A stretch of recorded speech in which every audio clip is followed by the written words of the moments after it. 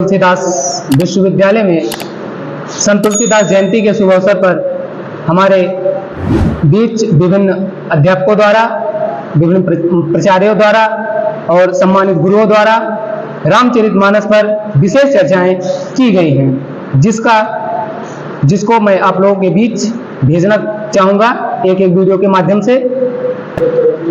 और सबके विचार को सुनने के बाद आप कमेंट के माध्यम से अपने विचार को हम तक पहुंचाएंगे। धन्यवाद। हमारा चैनल है स्मार्ट भारत। स्मार्ट भारत को आप सब्सक्राइब करिए ताकि ऐसे विभिन्न कॉलेजों के में जो चर्चाएं होती हैं, जो भी विशेष आयोजन होते हैं या विशेष बातें आपको इस चैनल द्वारा बताई जाएंगी। जैसा इसका नाम ही है smart Bharat. Smart Bharat channel से ही आपको ज्ञात हो जाएगा, क्योंकि भारत में होने वाले मुख्य विषयों को मैं आप तक पहुंचाऊंगा या हमारे साथी, हमारे मित्र, और वीडियो के माध्यम से, ऑडियो के माध्यम से मैं आप सबके सामने अपनी बातें रखूंगा। जो भी समाज में हो रहे विचार, जो भी समाज में हो रहे जो भी समाज में हो रहे क्रियाकलाप हैं, कहीं दुर्जन युक्त बातें तो कहीं सज्जन युक्त बातें, ये सभी बातें मैं आप सबको अपने स्मार्ट भारत इस यूट्यूब चैनल के माध्यम से आप तक पहुंचाऊंगा। बहुत बहुत धन्यवाद, बहुत बहुत आभार। शायद इससे प्रेरित होकर के हमारे महाविद्यालय के संस्थापक श्रद्धेय कर्मयोगी पंडित रामकिशोर त्रिपाठी जी ने चाहते तो इस महाविद्यालय का नाम और कुछ रख सकते थे, लेकिन कहीं ना कहीं जो तुलसी का व्यक्तित्व था या तुलसी की सोच थी या उनकी जो राम के प्रति अनन्य भक्ति थी, इसी से प्रेरित होकर के इस महाविद्यालय का नाम उन्होंने संत तुलसीदास रखा।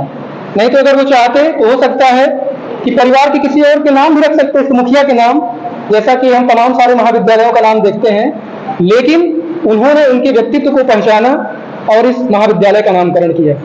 इसी कड़ी में मैं संस्कृत विभाग से डॉक्टर नरेंद्र कुमार जी को आमंत्रित करता हूं कि आप आए और अपने विचार रखें।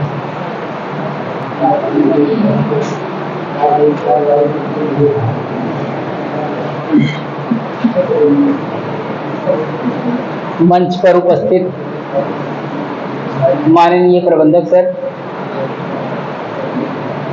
पूर्व प्राचार्य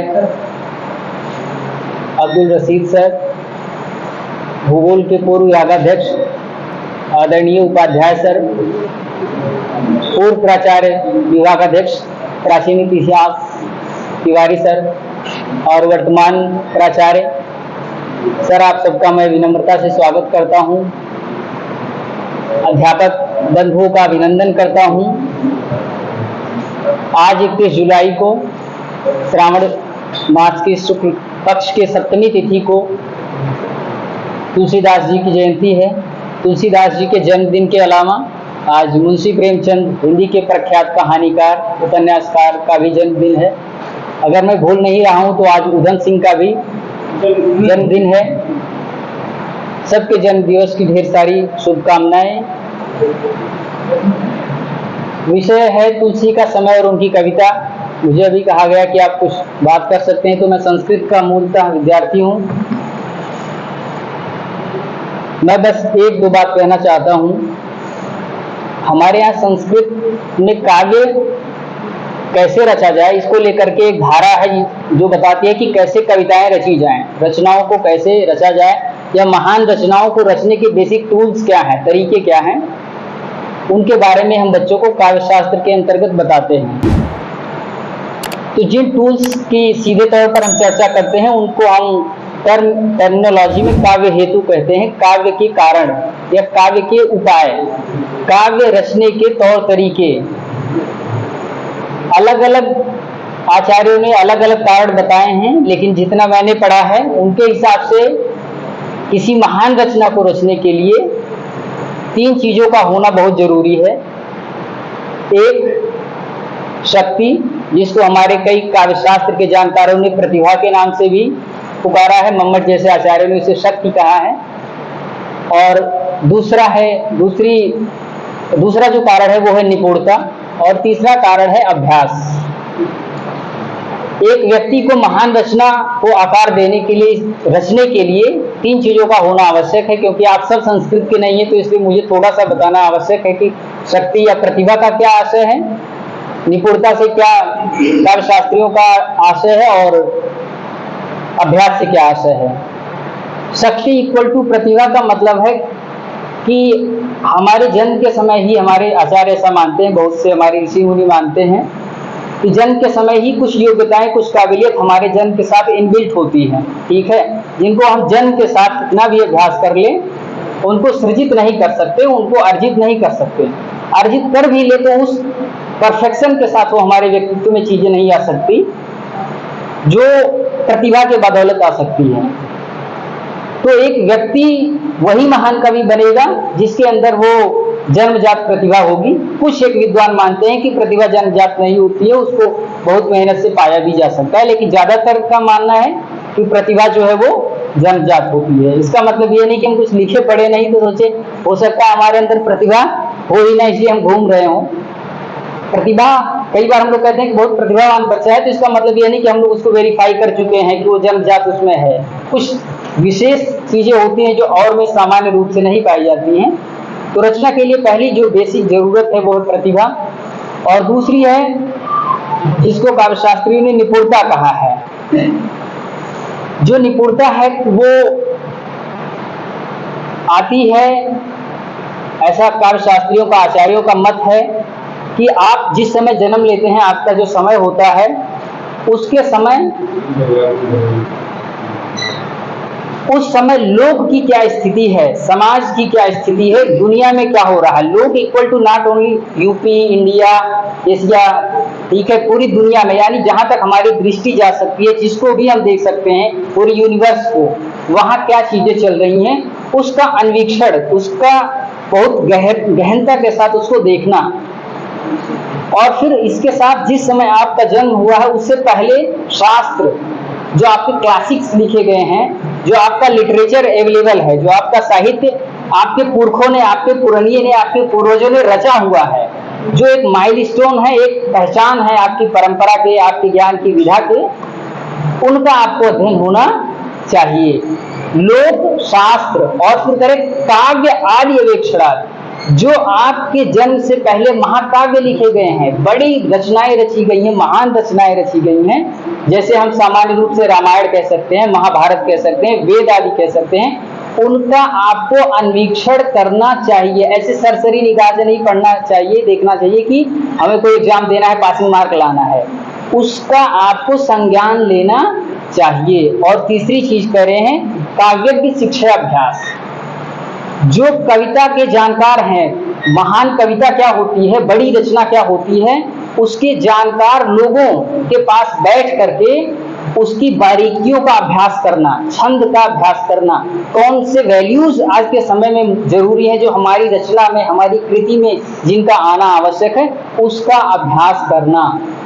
अगर हम इन 3 चीजों को नियमित रूप से प्रैक्टिस करें तो हम किसी भी महान रचना को आकार दे सकते हैं। मैं समझता हूं, मुझे लगता है कि तुलसीदास जी जब रामचरितमानस की रचना कर रहे थे तो उनको अपनी पूर्व भारतीय ज्ञान परंपरा की संपूर्ण समझ थी, और जो समझ नहीं थी वो अध्ययन करते हुए, पढ़ते हुए, समझते हुए, महसूस करते हुए, उसका निरीक्षण, अन्वीक्षण करते हुए देखते जा रहे थे। इसीलिए भी जैसा कि हमारे डॉक्टर चंद्र प्रकाश जी ने बताया कि उनकी रचनाओं में कैसे हमें अलग अलग मैच्योरिटी के लेवल दिखाई देते हैं। तो एक व्यक्ति जो ये मानता है कि अभी मैं उस स्थिति में नहीं हूं कि अपनी रचना को खुद से महान घोषित कर दूं, अभी मैं सीख रहा हूं, अभी मैं देख रहा हूं, अभी मैं सोच रहा हूं, तो मुझे लगता है कि तुलसीदास जी ने काव्य के इन हेतुओं को, काव्य के इन कारणों को, काव्य रचने के 3-4 जो तौर तरीके हैं, बेसिक मेथड्स हैं, उनको प्रैक्टिस किया ढंग से, इस नाते रामचरितमानस संभव हो पाई, रामचरितमानस की रचना। दूसरी बात, इन दिनों में इस समय के एक इतिहासकार विद्वान इजराइल में है, युval नोआ हरारी, उनकी किताब 8-10 दिन से पढ़ रहा हूँ, 21 लेसन्स फॉर 21st सेंचुरी। वो रामचरितमानस से कोशिश कर रहा हूँ बस थोड़ा सा जोड़ देने की, अगर जुड़ पाए तो अच्छा है। वो किताब बताती है कि 21वीं सदी की हमारी बहुत सारी चुनौतियां हैं, और उसके लिए उन्होंने उसमें 21 चैप्टर्स 21 लेसन्स में समाधान बताए हैं और टॉपिक वाइज उन्होंने बताया है कि क्या क्या चुनौतियां हैं जिनको एनहिलेट किए बिना, जिनको अगर हम उन्मूलन जिनका नहीं कर पाएंगे, समाप्त नहीं कर पाएंगे, तो ना किसी की संस्कृति बचेगी, ना किसी का धर्म बचेगा, ना किसी का देश बचेगा, और सीधी भाषा में कहें तो सेपियंस या मानव जाति का भी अस्तित्व समाप्त हो जाएगा। इसलिए कुछ 21 जरूरी बातें हैं जिन पर हमें फिर से रिवाइज करने की जरूरत है, फिर से रिविजिट करने की जरूरत है, फिर से उनके बारे में देख लेने, सोच लेने की जरूरत है। उस किताब को मैं पढ़ रहा हूँ फिलहाल। तो उस किताब में कुछ बातें जो अभी मुझे बड़ी अच्छी लगी और याद आ रही हैं, उन्होंने बताया है कि सही क्या है और गलत क्या है, व्हाट इज ट्रूथ और व्हाट इज फॉल्स। ठीक है, इसका हमारे जीवन में इसका निर्णय लेना हमेशा बड़ा जरूरी होता है। और what is right and what is wrong, इसका भी निर्णय लेना हमें हमेशा, मतलब हम जीवन में जैसे ही 5 से 7 साल एक उम्र क्रॉस करते हैं तो हम हमेशा जीवन के ऐसे मोड़ पर होते हैं जहां हम हर क्षण ऐसी स्थिति में होते हैं जहां हमें ये निर्णय लेना होता है कि सही क्या है और गलत क्या है, उचित क्या है और अनुचित क्या है। तो युval नोआ हरारी जो इतिहासकार है, जिनकी वो किताब है, आज के समय के सबसे बुद्धिजीवी लोगों में से एक माने जा रहे हैं, उन्होंने बताया कि सही और गलत के फैसले को लेकर के हमारी जो मानव जाति है, हमारी जो पुरखे रहे हैं, हमारे जो पूर्वज रहे हैं, उनके हमेशा से जो आयाम है, जो पैरामीटर्स है, वो बदलते रहे हैं। किसी समय हमारे पूर्वजों ने प्रकृति को अथॉरिटी के रूप में लिया कि अगर कोई आदमी गलत काम कर दिया है तो प्रकृति के कुछ ऐसे हिस्से हैं जहां हम खड़ा करके उसको जज कर लेंगे कि वो सही है या गलत है। जैसे मान लीजिए हम कह दिए कि पानी में खड़े होकर बोल दो कि आपने ऐसा किया है या आपने ऐसा नहीं किया है, तो ये माना जाता था कि अगर पानी में खड़े होकर बोल दिए और फिर भी झूठ बोल दिए तो जरूर इनको पाप का भाग लगेगा, कुछ तो गड़बड़ होगा, इनका जीवन अच्छा होने वाला नहीं है। या अग्नि के बारे में हम ऐसी बात करते हैं कि आग के सामने अग्नि परीक्षा और इस तरह की परीक्षाओं की बात, तो कहते हैं एक समय ऐसा आया कि जब लोगों ने इस तरह से सोचा, फिर इसके बाद और जब अपडेटेड वर्जन हमारे पूर्वजों के आए और लोगों ने पढ़ा लिखा सोचा समझा, तो लोगों ने दूसरी संकल्पनाएं गढ़ी जिसमें ये माना गया कि ये यूनिवर्स इतना कॉम्प्लिकेटेड है, इतना मतलब जटिल है अपने आप में, इसको कहीं ना कहीं कोई शक्ति, कोई पावर संचालित कर रही जिसको हम सीधे तौर पर जान नहीं रहे हैं। और उसको अलग अलग संस्कृतियों ने, किसी ने गॉड, किसी ने ईश्वर, किसी ने, सबने अपने अपने इष्ट या अपने अपने एक पावर के रूप में, सुपर नेचुरल पावर के रूप में उसको स्थापित किया। तो उन्होंने कहा एक समय आया कि ईश्वर को मान करके माना गया कि अगर ये गड़बड़ कर रहे हैं, फिर भी इनको इस बात का फर्क नहीं पड़ता कि ये गड़बड़ कर रहे हैं, तो कोई है जो देख रहा है। ठीक है, इस नाते अगर मैं इनका कुछ नहीं बिगाड़ रहा हूं तो जो देख रहा है वो समय आएगा जब इनके साथ वो न्याय करेगा। समय और बदला।